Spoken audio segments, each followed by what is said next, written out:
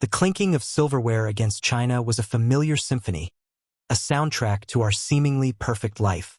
Tonight, however, the melody felt off-key, discordant. We were at the Gilded Lily, a restaurant chosen by my wife Clara for its sophisticated ambience, a place where the butter was sculpted into tiny swans and the prices made my wallet weep. Present were our closest friends, Omar and Nora, who had known us since our college days, and of course, Clara's business partner, a slick-haired, perpetually grinning man named Damien. For the past 6 months, Damien had been the constant, irritating hum in the background of my life. He'd started out as a mention, a casual reference to someone Clara was collaborating with on a revolutionary new marketing campaign. Then the mentions grew more frequent, the late nights at the office more common, and the subtle shift in Clara's attention became a roaring silence between us. Tonight, she was particularly effusive. "Damien, tell them about the Johnson account," she said, her hand resting possessively on his forearm. I watched, my stomach churning, as Damien, ever eager, launched into a verbose explanation of their supposed triumph.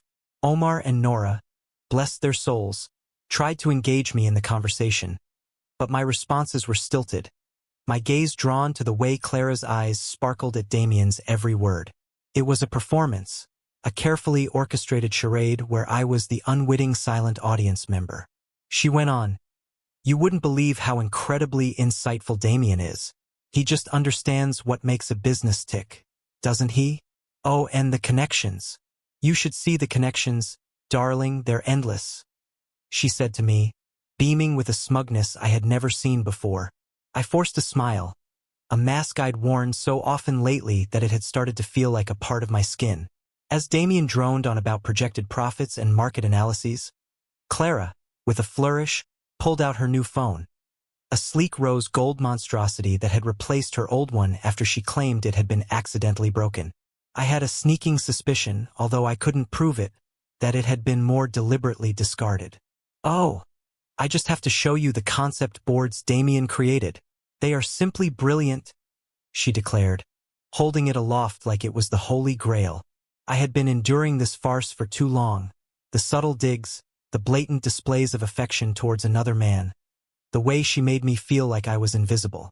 It had been a slow burn, a gradual erosion of my self-worth, a painful descent into a pit of uncertainty and heartache. But beneath the veneer of passivity, a quiet rage had been brewing, a storm gathering strength, waiting for the opportune moment to unleash itself. That moment, I decided, was now. "Actually, Clara," I said, my voice startlingly calm in contrast to the excited chatter, "I believe I have something to show everyone too." The table fell silent. Damien's enthusiastic monologue was abruptly cut short. Clara's hand froze mid-swipe on her phone screen. Everyone turned towards me, curiosity and a flicker of apprehension in their eyes. I reached into my jacket pocket, pulling out a USB drive. "I found this in your old purse, the one you claim to have misplaced," I said, addressing Clara directly, my gaze unwavering. A bead of sweat trickled down her temple.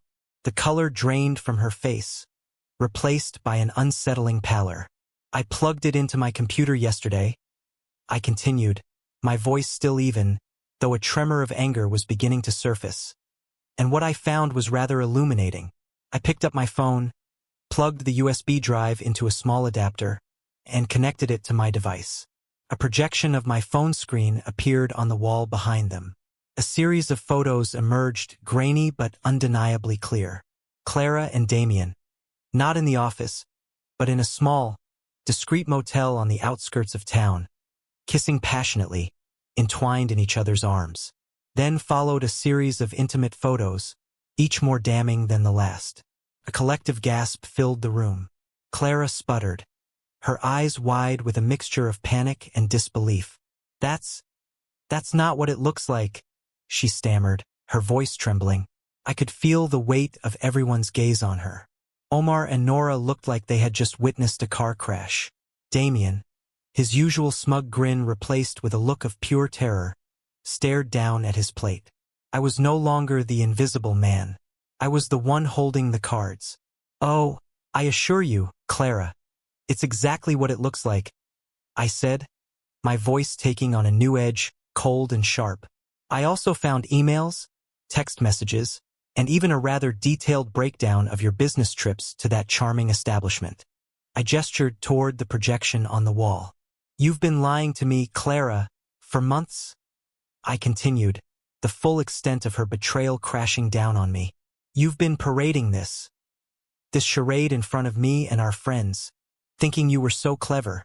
Tears began to well up in her eyes, but it was too late for tears. They meant nothing anymore.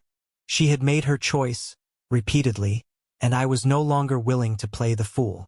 But the company, I was doing it for us, she pleaded, her voice cracking. For us, I scoffed. Clara, you were destroying us, I said, a bitter laugh escaping my lips. You were so busy chasing after success and this pathetic excuse for a man, that you completely forgot about our marriage. About me. I turned to Omar and Nora, their faces etched with shock and sadness. I'm sorry you had to witness this, I said, my voice softening. I didn't want to involve you, but I needed to set the record straight. Damien, finally finding his voice, tried to interject. Look, man, this is all a under. I cut him off with a look so fierce that it instantly silenced him. You, I said, my eyes locking onto his, are the lowest form of human scum. You're a coward, a homewrecker, a parasite who preys on other people's happiness. You disgust me. I turned back to Clara, the last vestiges of any affection I had for her completely gone. I want a divorce, Clara. I've already spoken to a lawyer. You'll be hearing from them. I grabbed my phone and the USB stick. I looked around, a wave of melancholy washing over me. A profound feeling of liberation, too. I had finally exposed her for the liar she had become. I'm leaving, I announced. I will see you both in court. I turned and walked away, not looking back. I could hear the muffled sobs from Clara, the pathetic stammerings of Damien, but they were no longer my concern. My focus was on the future. A future free from deceit, lies, and a marriage that had died a long time ago. I felt a strange mix of grief and relief. It was the end of an era, the shattering of an illusion. But it was also the beginning of a new chapter. A chapter where I was in control, where I wouldn't allow myself to be taken for granted ever again. I stepped out of the restaurant into the cool night air, taking a deep breath. The sound of the clinking silverware and the hollow laughter of my past faded into the background, finally replaced by the calm of my new reality. The world had come crashing down around her, and for the first time in a very long time, I felt a sense of peace.